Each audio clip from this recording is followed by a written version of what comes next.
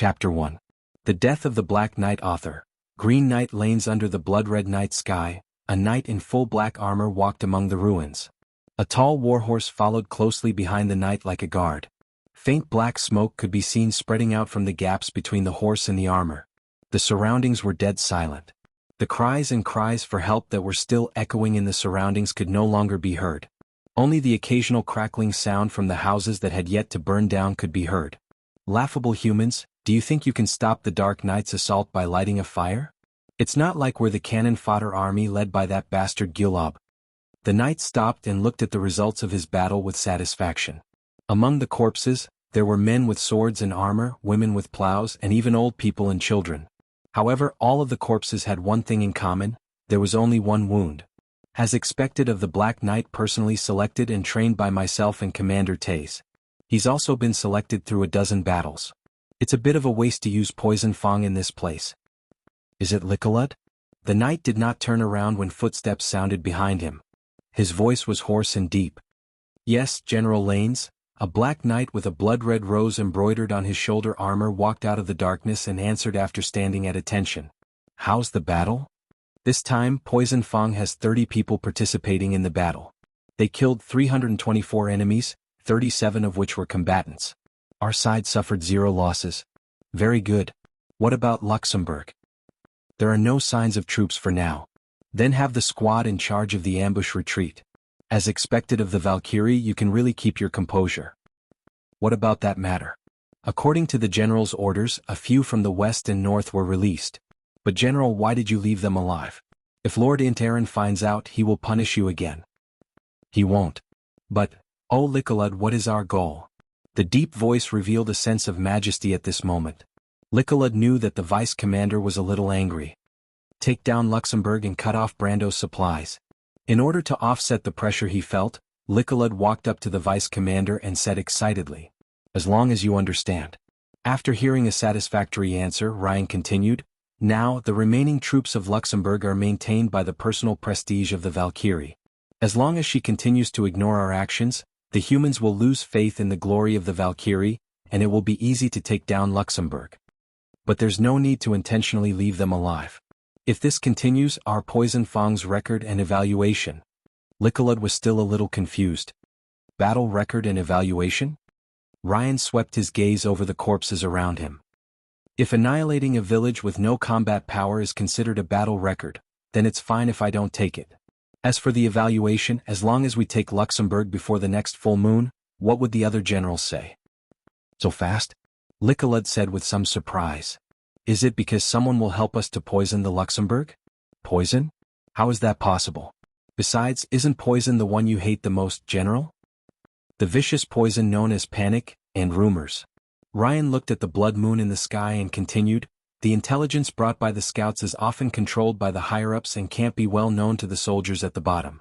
The narration of the fugitives is easier to spread among the soldiers at the bottom, and it will spread panic and rumors. Once the soldiers of Luxembourg lose their morale and their confidence in the Valkyrie, morale humans are amazing. As expected of the vice commander." Licolud was a little excited at first, but he immediately realized his slip of the tongue. "Don't worry, Licolud." Ryan's tone was as calm as ever. Before the title of Poison Fang, he was always called a defective. Thinking of this, Ryan laughed self-deprecatingly. Unlike the other Dark Knights who were completely baptized by the power of darkness and only retained their knowledge and memories, but forgot the other memories of when they were born as a human. After becoming the favorite of the Dragon of Disaster, Ryan still retained some memories of his time as a human, but these memories were still very vague and had no connection with each other. Perhaps it was the mercy of the Dragon of Disaster, or some higher-ups who were interested in Ryan as a defective product, but he was not disposed of at that time. Instead, he was incorporated into the army of Taze, who was in the same batch as him. He started as a low-level soldier and became part of the great wave of expansion in Madara. In one battle after another, Ryan was lucky enough to survive. He relied on his own strength to gradually accumulate military achievements, and then he was promoted. Finally, he was recognized by the higher-ups as a Dark Knight and became the vice commander of the Night Rattlesnakes. His identity as a defective product was gradually forgotten. However, there were always some who were not convinced by Ryan's identity as a defective product, and provoked him. He also restored these challengers to the original power of darkness in public and private duels. When did I start to be called Poison Fang? Just as Ryan was deep in thought, suddenly countless images and information entered his mind. Damn it, it's coming again. Although he was used to the sudden dizziness, he still felt very uncomfortable. Unlike usual, the images were very coherent and the information was very clear.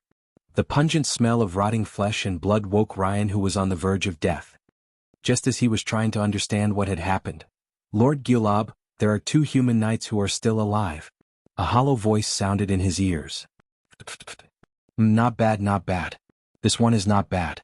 He has the potential to become a Dark Knight. Hermione, looks like I'll have to reward you when we get back. Where's the other one? Lead the way. Another piercing voice sounded in the distance. Over here, Lord Gulab, the hollow voice said. This one is not bad either. Bastard, isn't this person dying?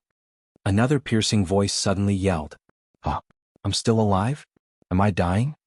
Ryan was finally able to sort out the information he had received. Ugh, my whole body hurts. Where am I? Where am I? Alive? What have I been through? My head hurts. I'm very sorry, Lord Gulab. This person has suffered too many injuries. The most serious wound is on his chest. If I didn't see this person's flame of life flickering, I would have converted him. Do you want to kill him? Kill? Hurry up and kill me. If I die, I won't feel the piercing pain all over my body, right? No, no, no. Don't kill him first. How can we let such an interesting thing go? The piercing voice hurriedly said. Hermione, what are you waiting for? Hurry up and prepare the dark ritual. The most advanced kind. I want to turn this person into a Dark Knight. But this person's body can't possibly withstand the baptism of the dark force. Why don't we convert him into an undead knight? I don't need your opinion. You just need to hurry up and prepare. If it succeeds, how will things develop in the future? I'm looking forward to it. With this last laugh, Ryan's consciousness gradually faded away. Damn it, so it's that bastard who likes to play with bones and souls? See if I don't chop him into ashes the next time I see him. Ryan, who had finally recovered from his memories, couldn't help but curse. Also, what about before that? Who was I before that? Who was that figure that kept appearing in my consciousness? Damn it, I don't have enough information. General, what's wrong? Seeing his vice commander suddenly become agitated and even start cursing, Licolud couldn't help but ask. This was the first time he had seen his vice commander curse since he joined Poison Fang.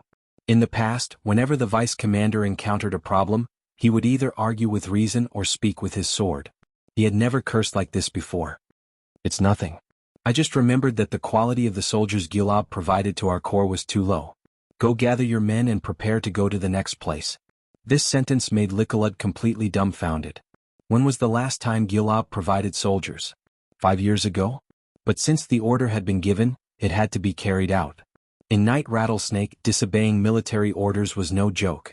After his subordinates left, Ryan calmed down his chaotic emotions and prepared to leave. However, he heard a faint cry. At first, he thought that he had misheard, but when he sensed the direction of the cry, he could feel a faint flame of life. Is it a living human? But it's impossible for my subordinates to make such a mistake. Ryan thought as he probed in the direction of the flame of life. Sure enough, he found a baby wrapped in cloth under a woman's corpse. Perhaps this woman wanted to protect her child before she died. A human baby? No wonder my subordinates didn't discover it. The flame of life emitted by this life is too weak. Ryan muttered as he drew the sword at his waist. He raised his sword. The blood-red longsword seemed to have sucked blood, emitting a demonic glow under the half-moon sky. He stabbed downwards. The tip of the sword should have pierced through the baby's neck, but it stopped in front of the skin that was slightly pale due to the cold. What am I hesitating for? Ryan looked at his hands in surprise. It's just a weak flame of life. Even a stronger flame of life can be easily extinguished by me? But now I can't do it? Ryan kept asking himself. Stop joking. I'm Poison Fang of Rattlesnake. With this loud roar, Ryan raised the long sword in his hand again. This time he swung it downwards. Damn it. Seeing his sword cut into the ground next to the baby, he cursed loudly again. Isn't it just because I saw some of my past as a human? Why can't I kill a human? Ryan repeated the process of raising his sword and swinging it down, but every strike missed the baby by a hair's breadth. Ha, ha, ha, ha, ha. Perhaps it was because the baby saw a fun toy dangling beside it, but it actually stopped crying and laughed. Even you are laughing at me? That's right, Ryan Javier, who is known as Poison Fong, can't even kill a baby. Ryan put away his sword helplessly. He was about to turn around and ride his horse to leave. It's not like it's going to be eaten by wild dogs, or it's going to die from the cold or starvation. He turned around and looked at the weak life on the ground again. Forget it. He suddenly took the spear from the saddle and stabbed it into the ground. Then he lifted it up. The cloth bag that wrapped the baby drew a beautiful arc in the air and landed firmly in the hands of the knight on the horse. If Gilab sees this? Ryan didn't dare to continue thinking about it. He took a piece of cloth from the cloak behind him and tied the baby in his arms. Little guy, I'll let you go this time. I'll send you to the humans and you'll become a knight in the future. Then I'll use these 2 hands of mine to tear your head off. As if he had made up his mind, Ryan tightened his grip on the reins. Let's go, old friend. Let's go to Luxembourg. Ryan jumped off his horse and galloped towards Luxembourg. The sky in the east was already turning bright. Looking into the distance, one could already see Luxembourg Fortress sitting cross-legged on the banks of the Rhine River like a giant beast. Ryan used his free hand to reach into his arms. The baby seemed to be sleeping soundly. He could feel the baby's weak body temperature through the cold handguard. This is really not like me. Just as Ryan was mocking himself, a crisp female voice rang in his ears. No, this is you, Ryan. Who is it? Although Ryan's mind was disturbed by the incident just now, as a high-grade Dark Knight, he would definitely not let anyone get close without him noticing. Ryan, have you forgotten about me? I'm very sad. But it's no wonder. After all, it's been 40 years. Hey, Ryan, do you still remember the promise we made back then? Just as Ryan was searching around, the voice rang in his ears again. Promise? What are you talking about? Ah, so you've forgotten about that as well. Then come, Ryan. Open your heart. Auntie will help you remember. Auntie. Annie? Just as Ryan was thinking about this strange yet familiar name, an even more intense pain than before spread from his heart to his entire body. His consciousness started to blur. Black gas could be seen seeping out from the armor and disappearing into the air. Ryan, I heard that you've joined the guards. Congratulations. Thank you, Auntie. This is one step closer to reviving the Javier family. The next step is to build a foundation. I heard that Madara, Javier, family? What's wrong, Auntie? No, it's nothing. Oh yeah, come to my house for dinner today? Ryan, what's wrong? Why did Uncle Martin ask everyone to gather? Don't panic. It's just that Madara is invading the borders as usual. Let's just stay in Fortress Reden for a few days. But I can't calm down. I just can't calm down. It's alright, Auntie. Trust Uncle Martin's judgment. Also trust me. The Butchie guards will protect everyone. Ryan, why? Didn't you say that it's alright? Why did everyone die? The bearded uncle next door, the auntie in the bakery, and why? I'm sorry, Ryan. I was too agitated just now. Auntie, I'm going to patrol with Taze later. This is for you. Ah, isn't this the Javier family's short sword? Why did you suddenly give this to me? Ha ha ha ha. So that's how it is. As the intense pain slowly subsided, the memories were cut off. What have I done all these years? I wanted to become a knight. I swore to protect everyone. Damn it. At least this kid. Ryan, who had made up his mind, got off the horse and patted its neck. Let's go, old man. From now on, I'll walk on my own. The horse that had always obeyed him suddenly disobeyed his master's order and stood there motionlessly. Left with no choice, Ryan could only use his power of darkness to force his old partner to leave. Next, it's my turn. Ryan turned and walked towards Luxembourg as he watched the warhorse leave. Chapter 2. In Another World.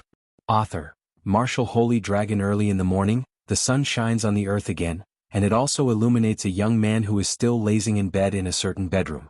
The dazzling sun shines on his face, dispelling the lazy young man's thoughts of continuing to sleep. Really, why is the sun so punctual every day? Skipping work once in a while shows how important you are. Grumbling, the young man has no choice but to get up and put on his clothes, then he goes to the bathroom to freshen up. Well, since the owner is not here, let's take a look at this room. The room is about 40 square meters, and there is a comfortable small bed against the wall. The wall is covered with posters, most of which are scantily clad beauties.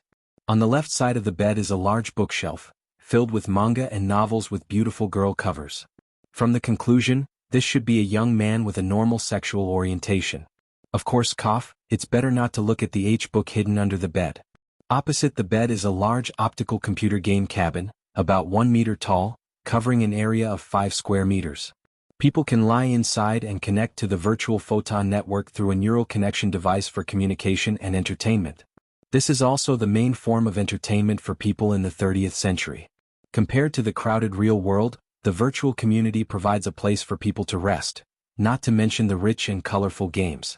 The pure white shell of the game cabin is written with flamboyant words, "The Amber Sword," indicating that it is a gift from a lucky draw.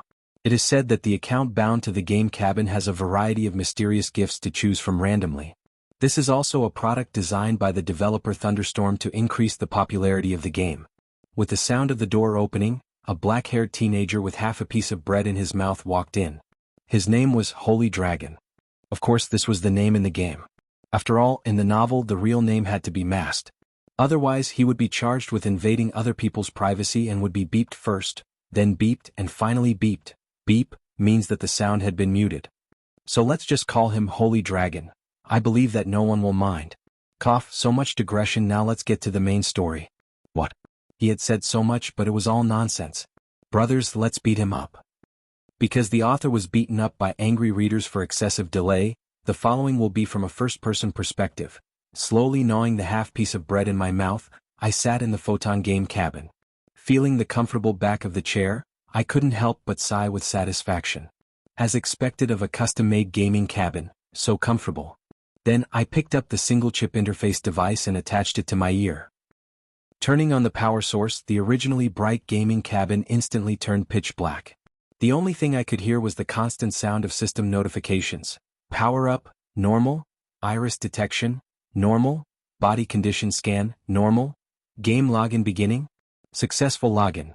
The moment I finished speaking, the originally pitch-black world welcomed light.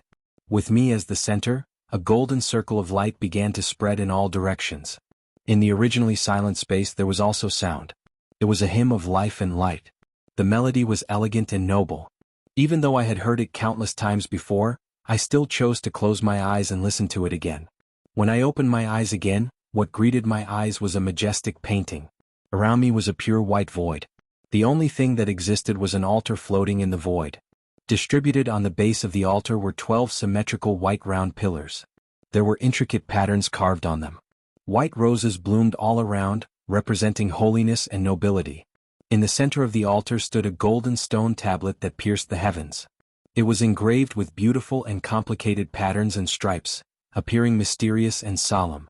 Beside the altar, there was a long flight of stairs that extended upwards towards the end of the heavens. The altar in front of me had a beautiful name, Heroes Temple. It was the resurrection point for all players who chose the light faction. When you died in the game and no one revived you, your soul would return here. After 3 hours of cooldown in real life, you could enter the game again. When you died more than a certain number of times, you would have to create a new character. Of course, this was the same for the Dark faction. However, their resurrection point was the Frozen Throne. Every time I came here, there was a kind of shock that I couldn't describe. I just felt that there was a kind of feeling that warmed my heart. Perhaps this was the kind of pure feeling that moved me. However, I didn't have the time to feel moved. The battle yesterday was too intense. I didn't know how many people died on our side. Those Madara bastards were too many. No matter how hard we fought, they couldn't kill them. In the end, I died too. What a tragedy. Thinking of this, I quickly opened the stats window and looked at my status. A faint set of data appeared on my arms, thighs, joints, body, and heart. Strength 21, Agility 13, Vitality 20. Then another set of data appeared, floating in the air like a ghost. Intelligence 13, Willpower 10, Wisdom 11. Absolute Strength 30, Elemental Factor. Intimidating Aura, mortals shall grovel at your feet. Under this set of data, lines of words and numbers flowed down like a waterfall, forming an illusory page. Character name, Divine Dragon Class, Special Template Young Red Dragon Level 102. The passage of time has caused the power in the bloodline to awaken. XP. Asterisk asterisk asterisk asterisk asterisk. Young Dragon. Young Dragon. Young Dragon. 3121. HP, to be resurrected 98%. Remaining time, 0:05, 24. Well, looking at the stats, it really was a hidden race. It was much stronger than the average person. Other than the huge amount of experience required to level up, everything else was good. After wiping off the saliva, I compared the time and hurried to the stairs to prepare for the resurrection. Temple of Heroes, resurrected by walking up the stairs. Of course, before the time was up, you would never be able to walk to the end. Thinking about the game, I couldn't help but feel a little depressed. Madara's scum were too strong. They established an absolute advantage in the early stages and beat us to a pulp. For example, yesterday in the mountains of Orgash, we fought an ambush with Madara's scum. That scene was really intense. On the ground and in the sky there were people fighting each other. The situation was originally very favorable, but God's force, as awesome people directly stabbed into their hearts. Who would have thought that Fire of the Thorns, who was originally in charge of the rear, would be so weak that he was directly attacked? In the end, I was bitten to death by 7 bone dragons while I was protecting my teammates. I didn't know if they escaped or not. Just as I was thinking, a system notification popped up. Frowny face, your friend, Slothful One, has sent you a call request. Connect. Divine Dragon, have you resurrected yet? This guy's voice had a hint of a smile and a hint of pride. This bastard, wasn't it just a bet on who would die first? Did he have to be so happy? However, he was also one of my old friends in Golan Guards. Not yet, there are still a few minutes left. How are you guys doing? Oh, thanks to someone we managed to escape halfway. But you are in trouble. Queen AI said that she will cut off your penis when you resurrect. Ah, you are on your own. What? My lower body felt cold. I thought I heard wrongly. Didn't you say that it was thanks to me? Why am I still the unlucky one? Well, Queen AI said that you are clearly her mount. Without her permission you don't even have the right to die. She also said that the contract is still in her hands. If you break the contract you will be her slave for 30 days. This bastard was obviously gloating over his misfortune. This is my fault. That Queen AI is called Fairy AI. Don't be fooled by the name, she is actually a super black-bellied queen. When I first entered the game I couldn't turn into a human yet. In order to prevent others from using me as an experience bag, I could only sneak into the forest to play hide and seek. In the end, a sweet-looking NPC girl came to me for help. I thought that she had received a hidden quest and stupidly signed many unfair contracts. Later on, I found out that she was actually a player and I regretted it so much. In the end, I became her mount. I could tank monsters but I didn't get any gold or items. I also didn't get any work injury insurance. This treatment was even worse than being a slave. Thinking about this, my eyes welled up with tears.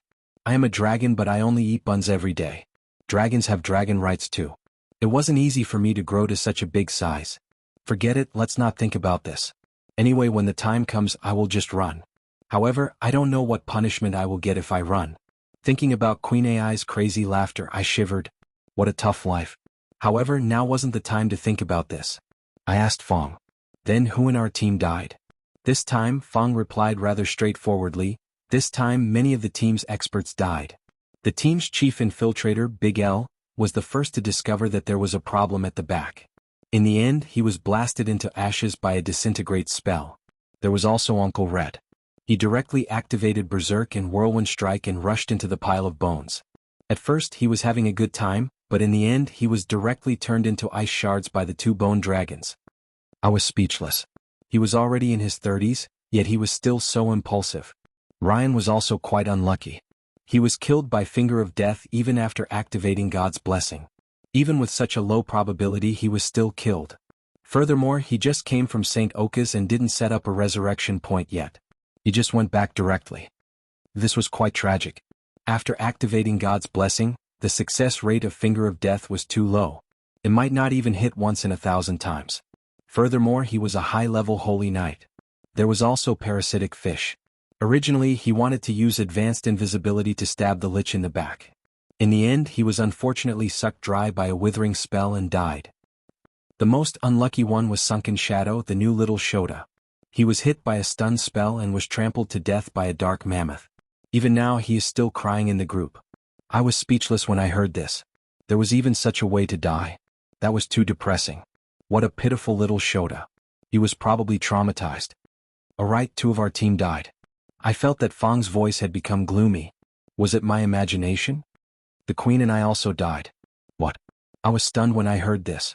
I couldn't help but ask loudly, why couldn't the 2 of you escape? You were clearly stronger than me. It's the queen.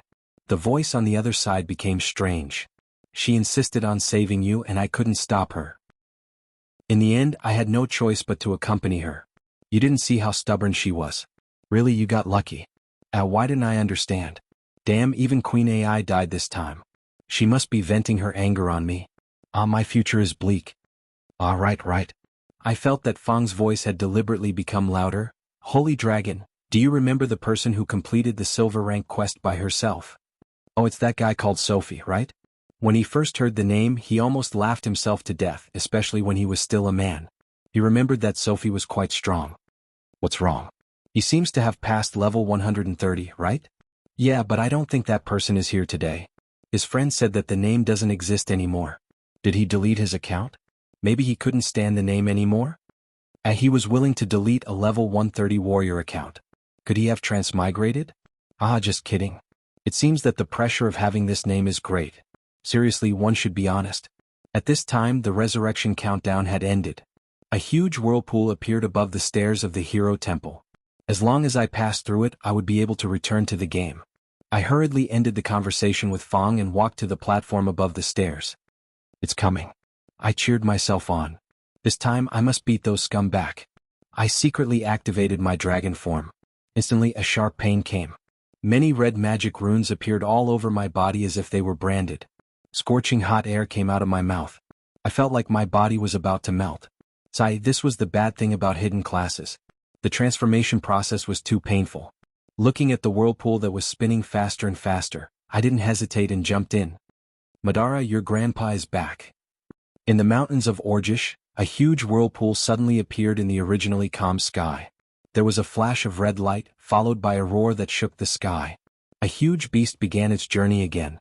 Above the blue sky there was a red light shining. That was a dragon flying. Chapter 3. The Eternal Slumber of the King Author. Marshal Shenlong Brando woke up from his dream with a sharp pain in his chest. He saw a curtain embroidered with luxurious patterns. He laid on his bed and stared at the ceiling that was decorated with murals through the curtain. He did not say a word. I finally saw that dream again. I thought I had forgotten about it, but it's great to be able to dream about it now. At the moment when his life is coming to an end.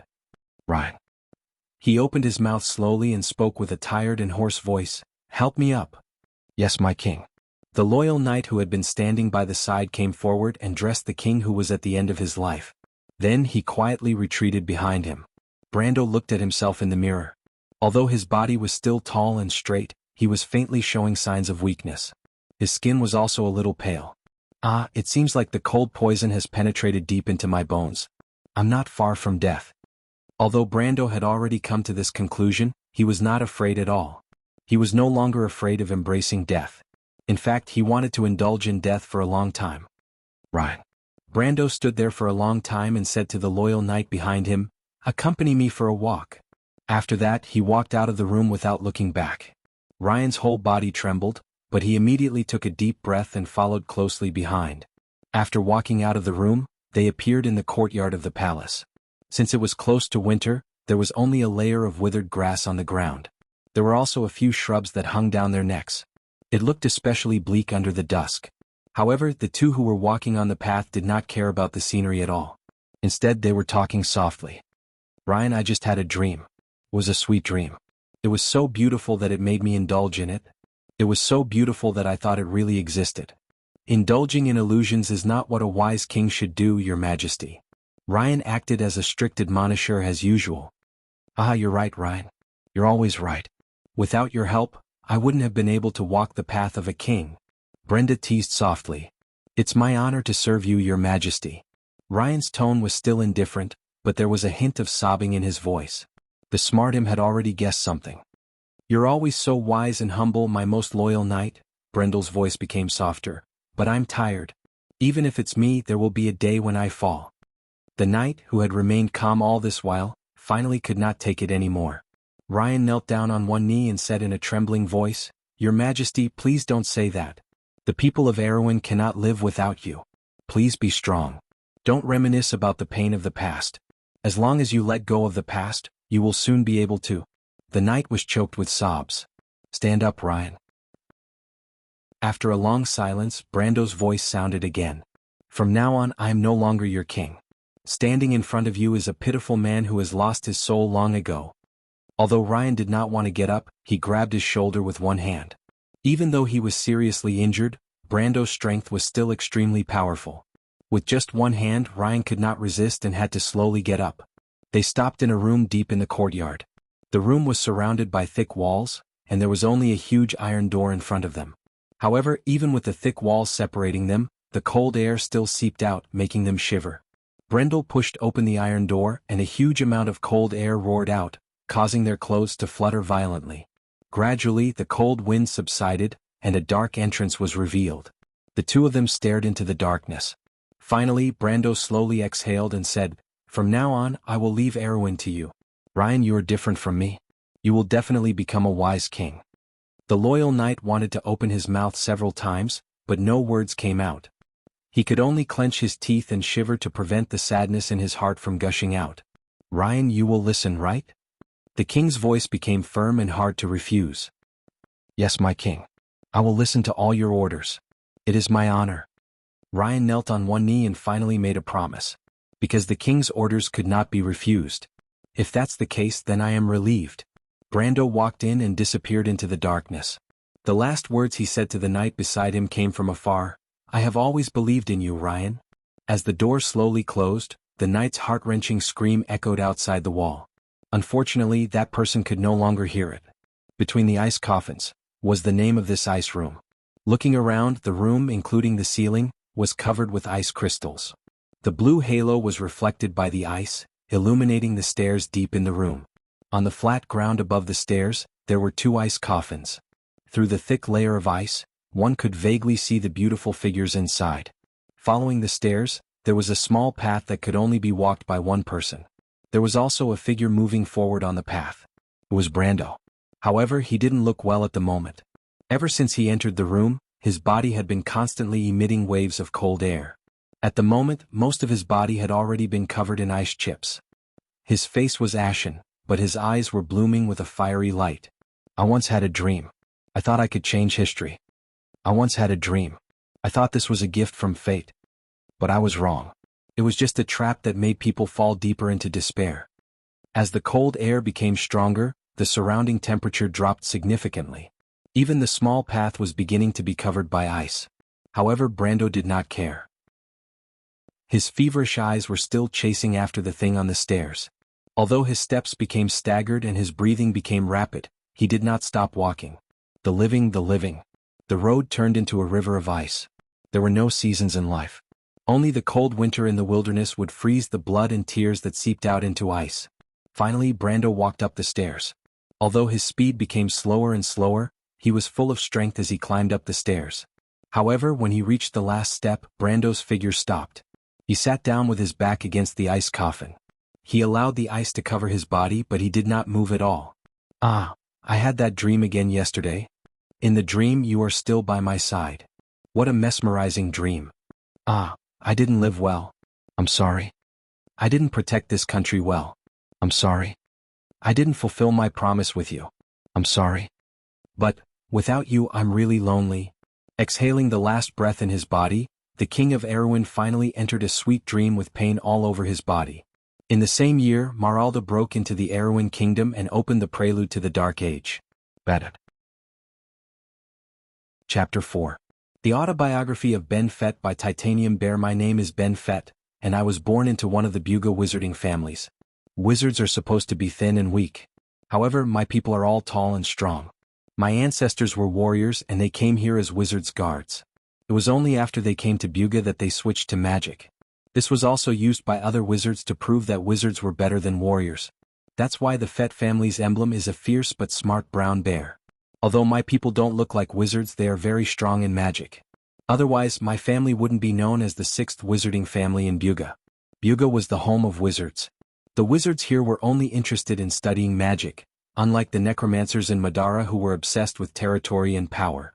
Although there were many excellent wizards in both places, to the Buga wizards, magic was their everything. They loved magic, used it everywhere, and learned all kinds of knowledge in order to make better use of magic. This was how rune creatures were made. Making a rune creature required not only magic, but also craftsmanship and metallurgy. Therefore, it was not an exaggeration to say that Buga wizards were all-rounders.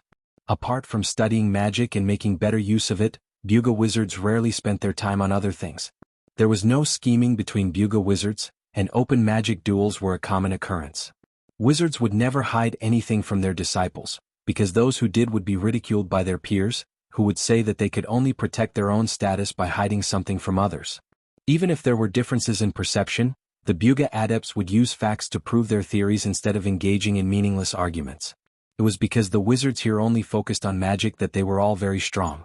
In the eyes of ordinary people, they were monsters. However, the Buga civilians living around these monsters were the happiest civilians in Wonde. These wizards didn't care about anything other than magic, so they collected less taxes. Heavy taxes were troublesome, and wizards didn't need that kind of money anyway. In addition, during a disaster year, the sorcerer would use magic to change the weather to alleviate the disaster. If it really couldn't be alleviated, the sorcerer would directly exempt the sorcerer from taxes and would also help the victims. This was because most wizards were afraid of trouble. If too many people starved to death in their territory, it would be even more troublesome. Also, Buga wizards thought that they were better than ordinary nobles who didn't know magic. If the people in their territory couldn't live in peace and contentment, they would be laughed at by their peers. They would say that they were worse than nobles who didn't know magic. Of course, there are many kind-hearted magi. My family is a kind-hearted magus family.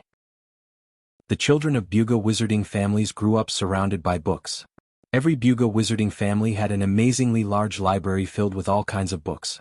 Their parents were so busy with magic research that sometimes they would even forget that they had children and spend very little time with them. However, these parents rarely poured cold water on their children and allowed their children to have different opinions. In addition, these children had nothing else to do other than focus on learning magic. Therefore, there were many young and promising wizards in Buga. I was one of them, and because of my family's heritage, I was given the title of Beginner Wizard Buga at the age of 18. This was a title that most wizards could only get when they were in their 20s or 30s. In fact, the reason why I got the title so quickly was because of the help of my magic pet, Bat. Wizards needed to be in a good state of mind to make breakthroughs in magic, just like how a warrior couldn't practice swordsmanship with a high fever. Therefore, wizards needed to have a good rest. My bat helped me chase away mosquitoes at night so that I could have a good sleep. A good sleep meant a good state of mind. That was why my magic had improved so much. Anyway, I got the title of wizard, and now I was going to start my family's traditional adventure. A wizard who hasn't gone through the trials of life and death would never be able to reach a high level in magic. Plus, I hadn't been out of the house for more than 10 years, so I was looking forward to the adventure. My parents also stopped their research and focused on preparing the items for my adventure. The adventure items were ready. Among them was the family's traditional steel staff that could be turned into a spear. There was a mechanism on the staff, and when pressed, the petal-shaped ornament on the staff would turn into a spear head. It would also wrap the spell-enhancing gemstone in the stamen. There was also a 3-meter-tall special gargoyle that looked like the dragon I liked. It was so strong that it could carry me on its back and fly. There was also a 3-meter-tall iron guard that held a tower shield and a huge sword. Although its speed was slow, its legs were enchanted with magic that could double its speed for a short period of time. Iron men usually didn't have weapons because mages didn't know how to use swords, so they couldn't teach magic puppets. However, there were people in my family who were magic warriors. There was also a small puppet dragon that was used as a mount. It looked like a lizard, and there was a window behind the leather seat on its back. After the window was closed, there was a cabin that could shelter a person from the wind and rain. It was enough for a person to lie down and sleep in. It was like a carriage with 4 legs, a head and a tail. I wouldn't be afraid of wind or rain, and I could even enjoy the scenery outside. The gargoyle, Iron Man and puppet dragon were all intelligent, so even if I let them act alone, I wouldn't have to worry about anything going wrong. There were also a few magic accessories for emergencies and a bunch of miscellaneous daily necessities. Of course, the daily necessities were all stored in the dimensional pocket. A few days later, I put on a brand new robe and set out. There was a pocket in the robe where my pet bat lived. I relied on it to chase away mosquitoes when I was outside. However, things went wrong as soon as the adventure started. My 3 followers and I entered the teleportation circle of my family and teleported to a nearby city. In the end, the teleportation circle sent me to a forest. In order to figure out what the problem was, I checked the 3 followers. I found that there was a problem with the puppet dragon. The magic on its body interfered with the teleportation circle. In the end, I was teleported to an unknown place. Fortunately, I was sure that I didn't go to another plane.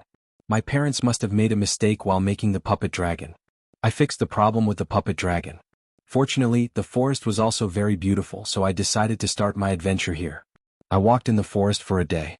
Although I relied on my compass to make sure that I didn't lose my way, I still couldn't get out of the forest. Although I knew that it was impossible to walk out of the forest in a day, I still couldn't get out. However, it was my first time going out so far, so I was still afraid. Seeing that the sky was dark, I could only make a bonfire to keep warm. The bonfire was indeed very warm and I fell asleep in a daze. However, I was awakened in the middle of the night. When I woke up, I saw a bear fighting with my 3 guards. I curiously watched the battle. The bear was smarter than a human. It could always dodge the attacks of my 3 guards. However, the bear suddenly broke away from my 3 guards and pounced on me.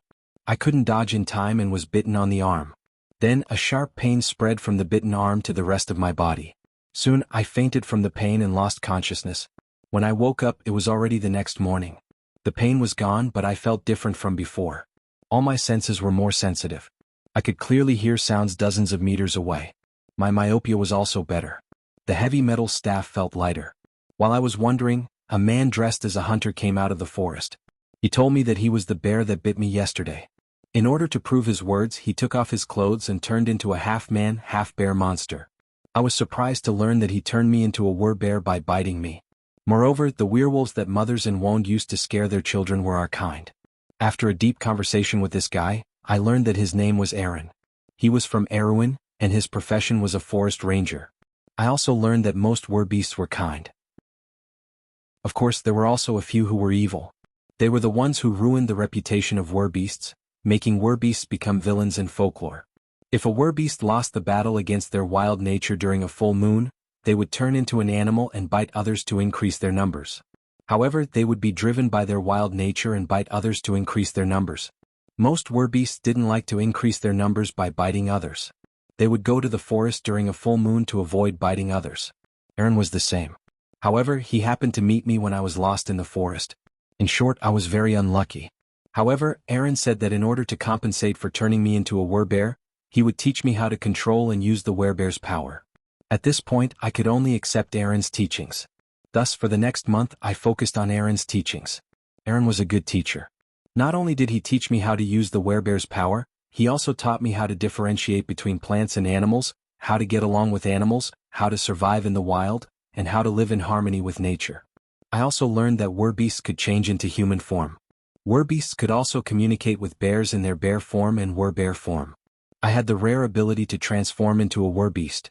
I could only transform into a part of my body. Aaron also introduced his bear friend to me. I also invented a more effective way to steal honey from bees. Thus, I practiced wrestling with bears all day long to practice controlling the werbear's power. However, the peaceful days passed quickly. Through the bat's investigation, I discovered a necromancer with a lot of skeletons roaming around the forest. Although I learned from Aaron that I was at the border between Erewhon and Madara, from the map that Aaron gave me, I was definitely active in Erewhon. It must be the greedy undead of Madara invading Erewhon. I didn't think that I would be involved in a war. However, at this point, even if I had nothing to do with Erewhon, the necromancer would definitely not let me go. Thus, I called Aaron, 3 of his rune followers, and a few bear friends to come up with a plan to eliminate the necromancer. The plan was to use me as bait to attract the necromancer's attention. Then, the other companions would rush over to surround and kill the necromancer and his army. In the end, the plan went smoothly. Although the necromancer tied my hands and interrogated me, I, who had the werebear's power, quickly cut the rope with my bear claws. However, the necromancer was killed by my bear paw and not by magic. At that time, I couldn't control my body to use magic. Later, after experimenting, I understood what was going on. If the enemy was within my reach, my bear nature would control my body and enter a melee state. At that time, I couldn't use magic. However, I couldn't do anything about it. At that time, if I used my rationality to stop my bear nature, it would give the enemy too much time to prepare. Fortunately, my strength was great, and the enemy wouldn't think that a necromancer would take the initiative to engage in a melee. This time there were many spoils of war. In addition to a few magic accessories, some black magic books, and the necromancer's diary.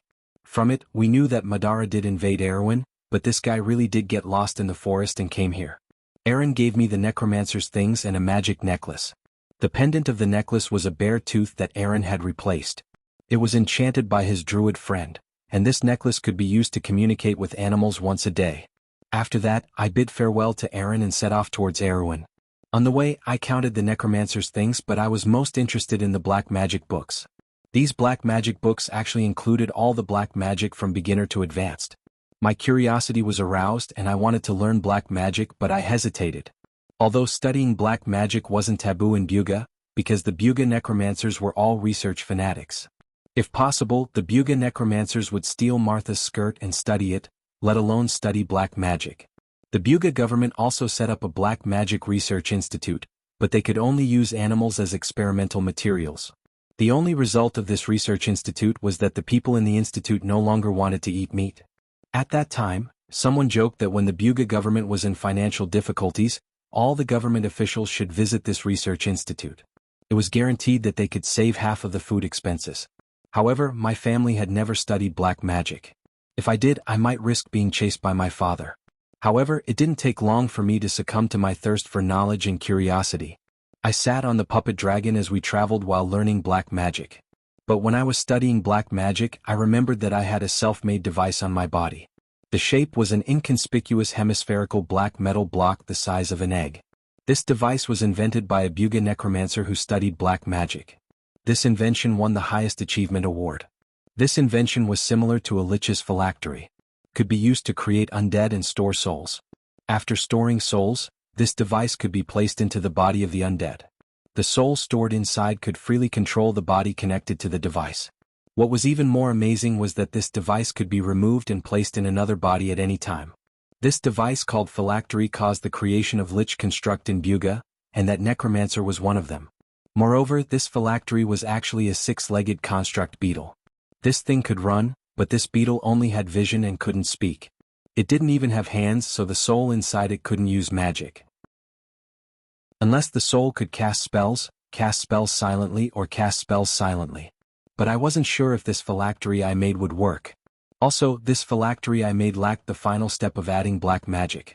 So, in order to pass the time and experiment with the new black magic I learned, I spent some time to complete this phylactery. But I was afraid that I wouldn't be able to use it for the rest of my life. However, Martha seemed to be joking with me. Just as I was thinking about this while sitting on the back of the puppet dragon, an Erewhon wyvern knight suddenly appeared. The mount of an Erewhon wyvern knight was a distant relative of the dragon's. Its appearance was exactly the same as a dragon, but it was much smaller. It couldn't use dragon breath and its intelligence was much lower.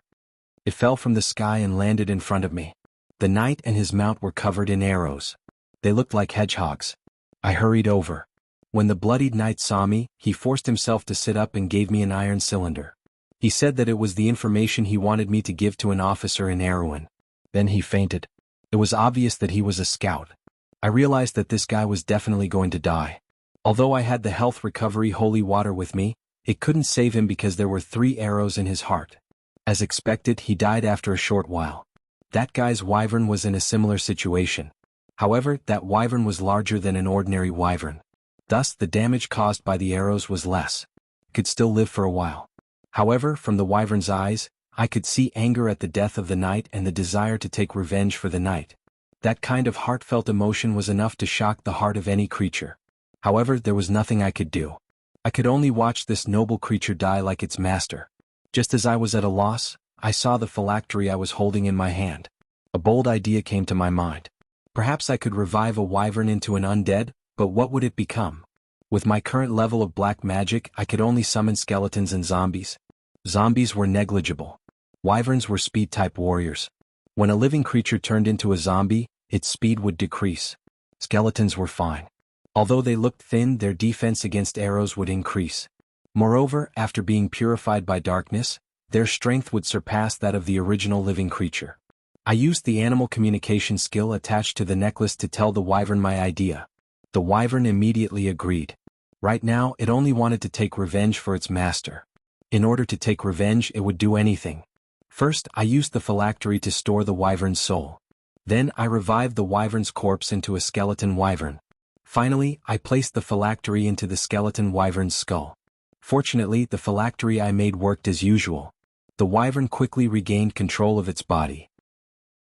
However, the process sounded easy. In fact, I suffered greatly. It was my first time transferring a soul, and it was my first time summoning an undead. Moreover, I had to revive such a large creature. I was mentally exhausted. During the process, I had to drink 2 bottles of magic potion that could quickly recover my mana. The magic potion that could quickly recover one's mana was not only expensive, but it also tasted disgusting. There was a saying among the wizards, if you drink a bottle of magic potion, you will have to eat 1 less meal. Now, I felt that I wouldn't be able to eat anything tomorrow. The disgusting effect of the 2 bottles of magic potion must have been stacked. While I was still feeling disgusted, the skeleton wyvern had already dug a grave for its master. I gathered my spirits and called 3 of my rune followers to help me. After the grave was dug, I used magic to make a tombstone for the knight. However, I quickly dug up the corpse and used black magic to embalm the corpse. After that, I wrapped the corpse in a cloth and tied it to my puppet dragon. I suddenly realized that I couldn't just bury this knight so carelessly. I should hand the corpse over to his family or comrades. After that, I spent an entire day to purify the skeletal wyvern of darkness. The wyvern also told me the whole story of what had happened. It turned out that the wyvern and its knight were too unlucky. They were sent out to scout the enemy's situation. Coincidentally, there was a skeleton squadron led by a necromancer stationed in the forest next to the river bank where they stopped to rest. As a result, they were caught off guard and turned into hedgehogs. It wasn't easy for them to escape. If I wanted to avenge the wyvern, I would have to deal with those disgusting undead again. However, I defeated an undead army led by a necromancer. What's more, an undead army led by a necromancer was nothing. Thus, I set off the next morning. Ben Fett's butterfly effect. Ben Fett was revered as a great sage by the later generations, not because of his great contributions to magic, but because of the butterfly effect that caused Buga to become truly prosperous. Ben Fett's bear golem received the highest achievement award. Ben Fett said that the secret to his success was that he was a beastman.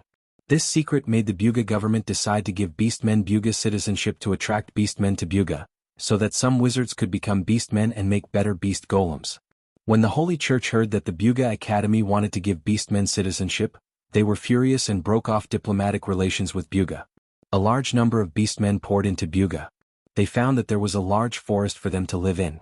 The wizard lord also seemed to be very kind and the people lived and worked in peace.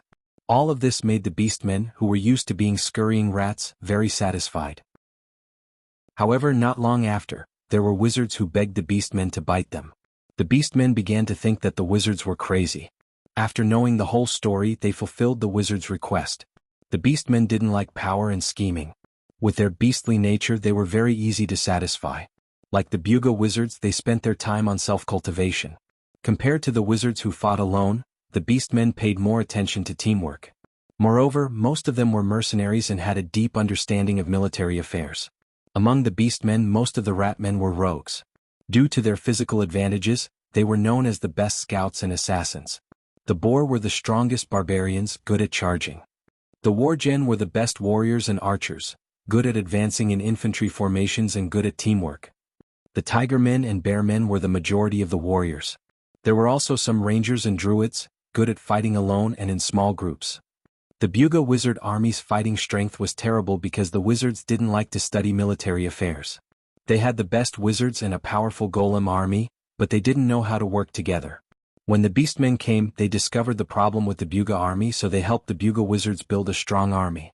The Buga wizards found that the beastmen were better at military affairs, so they directly gave the Buga military power to the beastmen. Thus, the Buga built a strong army made up of beastmen, construct creatures and wizards. The beastmen also found their self-respect and began to accept volunteers to join the beastmen army. After the Holy Church faction and Madara's undead began a large-scale war.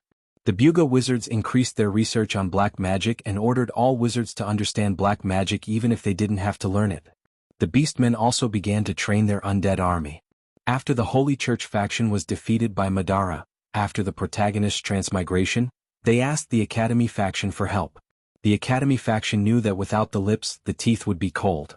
They sent a strong expeditionary force into the Holy Church faction's territory to deal with Madara. The two armies exchanged fire, and Madara found that the way to deal with the Holy Church faction's army was completely different from the way they dealt with the beastmen, golem, and wizards. First of all, the beastmen's first consideration in a battle was whether or not they could fight to their heart's content. Injuries would only make them more ferocious. Their beastly nature made them feel no fear in battle, so the necromancer's decay and other black magic were basically useless against them.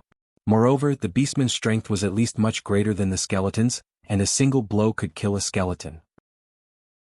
The beastmen were also not afraid of the dark, and the necromancer's veil of darkness could not fool the beastmen's noses, which were more sensitive than their eyes. Thus a scene like this appeared. The beastmen easily defeated the skeletons, and the necromancers tried their best to cast decay, but only caused some minor injuries to the beastmen. In the blink of an eye, a few beastmen were in front of the necromancers. The necromancers used their bone staffs to block and found that the beastmen's strength was about the same as their own. They wanted to use Veil of Darkness to escape, but it could not fool the beastmen's noses. They could only watch as they were chopped into pieces. Just as the beastmen disrupted Madara's formation, the wizards controlled the golem army and pressed forward. The necromancers could not gain any advantage against the Buga wizards' magic, and the golems, who were immune to black magic, began a massacre among the undead. After a great battle, the undead army suffered heavy losses and retreated. However, the beastmen who were truly terrifying were the ratmen. On the night of the great battle, Madara's army discussed countermeasures to deal with the Buga expeditionary force. The ratmen were armed with magic daggers specially made by the Buga wizards, and they were also enchanted with the Holy Church's divine magic to counter the undead. These assassins turned into rats and entered Madara's camp through a rat hole. In one night, a large number of Madara's officers were assassinated. However, what was even more frightening was that the ratmen used the same method to sneak into the rooms of the Dark Lords in Madara's interior, and even a few of the Dark Lords were killed. Thus, Madara's army abandoned the undead cannon fodder at the bottom and ran back to their camp. After that, Madara began a large-scale extermination of the rats, which ended in failure. Although they did not lose any soldiers, they lost many generals. The Dark Lords also used steel floors to renovate their castles. The Dark Lords also had to let some of their subordinates act as gatekeepers for them to rest at ease. After that, the various countries began to spread the word that if they wanted to be enemies with the Buga, they must first succeed in exterminating the rats. Chapter 5. I stood at the top of the majestic and sacred church. The night was silent and there was no one else around except for me. The stars shone brightly and the lights of every house were lit. Perhaps this was a scene that I guessed based on my 4 years of experience. My eyes had long lost their former brilliance. I was willing to be blind. I gave up all the colors in the world without any complaints. That year, I used a pair of golden eyes that were as bright as glass under the sun in exchange for these 4 years of peaceful life. This price, it didn't matter if it was worth it or not, it was because I was willing to. Blind Nun, isn't this a very cool name? Furthermore, some truths can only be seen after abandoning the beautiful colors. In these 4 years, I got used to smiling faintly, getting used to blushing slightly, getting used to giving my blessings to every resident who came and went, being devout and pure. Children's voices were childish, the elderly spoke gently, and occasionally, there would be hearty men and gentle women. However, I knew from the start that these days wouldn't last long. Thus, I was infatuated with her but didn't miss her. Thus, when she appeared, I didn't feel any pity. I only smiled faintly as I watched her talk about what she knew and thought. However, I was wrong. With my foresight, even though I could see through the hearts of others and see through disputes, I didn't expect that I would one day change because of a person. Although I didn't have any entanglements with her, it was unclear. Sunken Shadow Kirkova, a proud half-elf noble lady. No, perhaps I should call her a young lady. The young lady's smile was like a flower, but this had nothing to do with her. However, it made me care a little. After she came, I always wanted to do some naughty things in my free time to tease her. I ignored the crowd and acted coquettishly against me. Looking back, I couldn't help but be shocked that I used such a childish method. Just like now, in this city that believed in God, I did such a blasphemous act. Standing at the top of the church, I was a nun. Actually, rather than letting her act coquettishly, I wanted to see her smile sincerely, or rather, repent for the sins I had committed. Sins that I couldn't remember. However, I also understood that this wasn't an easy matter. At the very least, it wasn't as simple as me picking up that sinful name. She didn't know about my past, Sister Lenny. The young girl's voice was crisp and clear. I liked it when she called me that. The darkness of the night didn't affect the vision of the elves, so I had already expected that Sunken Shadow would be able to see me. Just like how, even if my eyes weren't there, I knew that the other party would definitely be tugging at her skirt to salute me. Although there was nothing new about it, it couldn't stop my joy. Because she was here again. I think I'm sick, but that's just a guess. There's basically no one in this world who knows their own existence better than the clergy. Perhaps God is one of them. Another demon. Sister Lenny? I called out again. I guessed that she must be frowning because I was distracted and ignored her. Sit with me for a while, my lord. Although I didn't want to refuse, the words that were on the tip of my tongue became, tell me, what is it this time? If you don't tell me, I'm leaving. Sit with me for a while, Sister Lai. And I. Sister, Lin Sanji's voice sounded again. I sat down anyway. No matter what the process was or what the method was, the ending was still the ending she wanted. That's strange. Normally she wouldn't be this willful. Could it be that something really happened? With a hint of doubt, I was prepared to listen. Hee. With a silly laugh, she sat down next to me. Can't I come to see you if there's nothing, Lord Lenny? She was just this wishful thinking, stubborn to the point of stubbornness. Just like how she fell in love with Marshal Lyman Frank Baum's eldest son, Holy Dragon Frank Baum. No matter how much her relatives and friends tried to persuade her, she still wouldn't repent until her head was bruised and bleeding. At that time she was so determined. With my eyes that had yet to give up, I watched her jump down from the walls of Grimoires. Then, I watched the heartless man who was also known as the capital's most popular courtesan. During the extravagant wedding, I watched her stab with all her might. I also saw her mumbling a strange song back and forth while curling up in her cell. A man died. A good-for-nothing man. Too lazy to bury him in the grave. His head rolled off the bed. His limbs were scattered all over the room.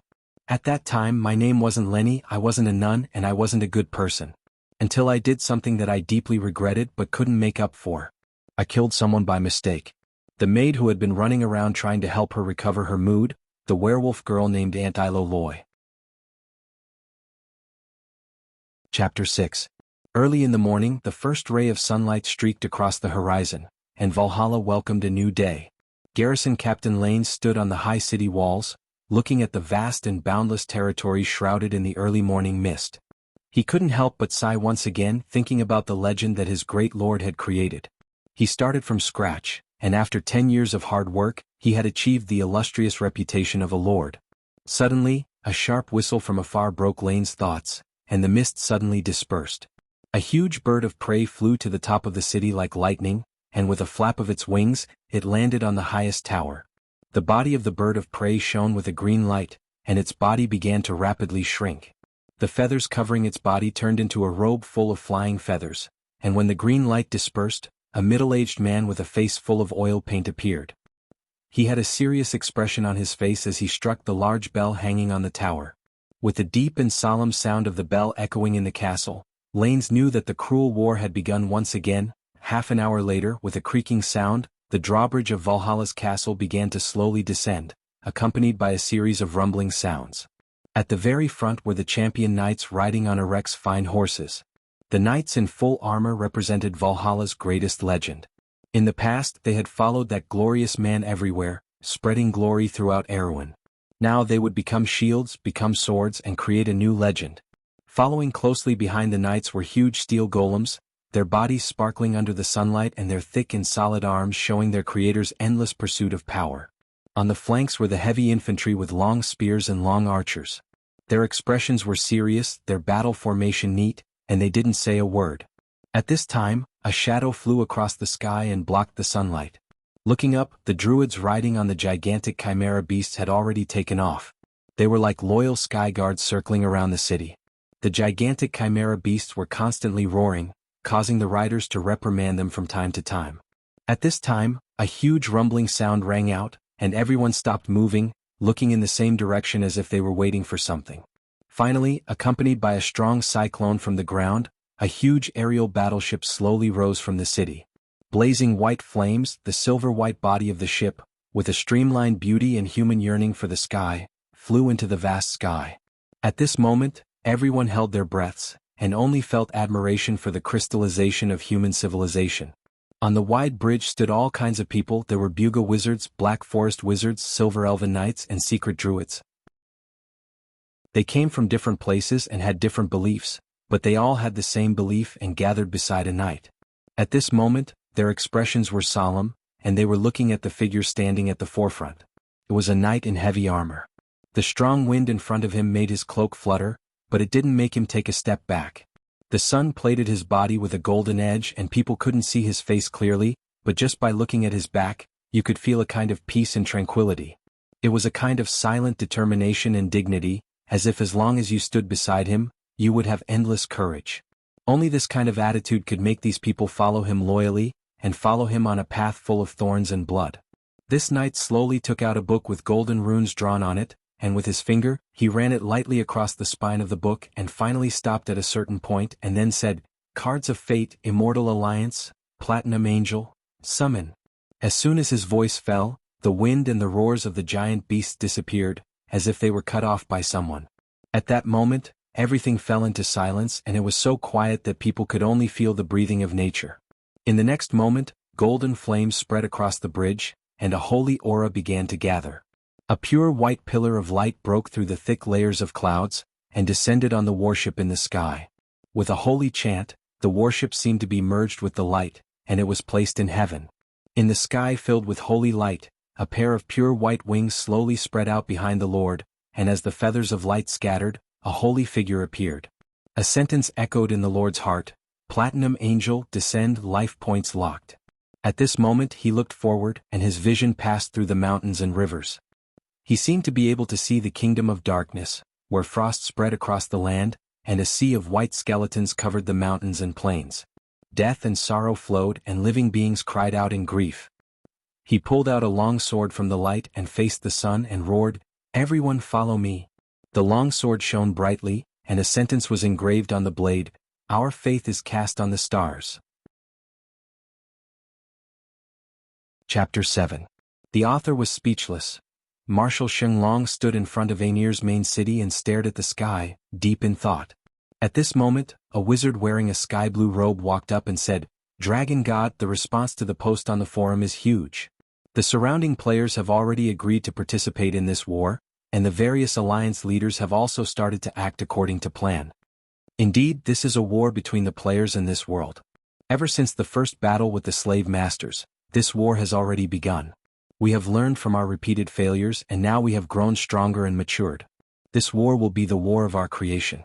The world of the players is about to arrive, and all new things will replace old things.